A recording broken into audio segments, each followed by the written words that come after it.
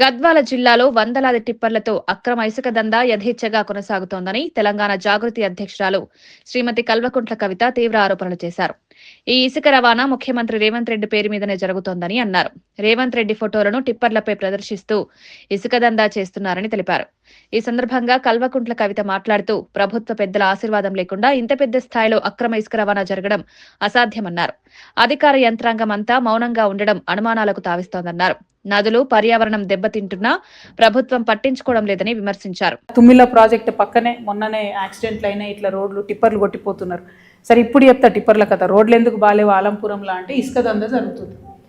అక్కడ ఉన్న వాళ్ళని అడిగినా మరి మీరు ఊరోళ్ళు అందరు కలిసి ఆపొచ్చు కదా టిప్పర్లు అంటే ఎక్కడ ఆపుతాము. రేవంత్ రెడ్డి గారు బొమ్మ పెట్టుకున్నారట టిప్పర్లు అన్నిటి మీద.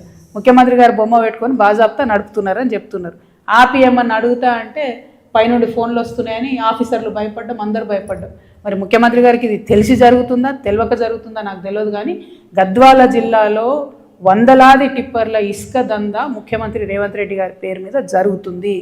దానికి ఆయనకు సంబంధం లేకపోతే ఆయన ఆపాలే. ఎందుకోసం అంటే ఆలంపూర్లో ఉన్న రోడ్లన్నీ నాశనం అయిపోయినాయి. మొత్తం కంకర వేలి ఉన్నాయి అన్ని రోడ్లు కూడా. చిన్నపిల్లలు బడికి పోలేని పరిస్థితి, ఆడపిల్లలు ఒంటరిగా నడిచి వెళ్ళలేని పరిస్థితి చాలా అధ్వానంగా ఉంది. ముఖ్యమంత్రి గారు దృష్టి పెట్టాలని చెప్పి నేను డిమాండ్ చేస్తూ ఉన్నాను.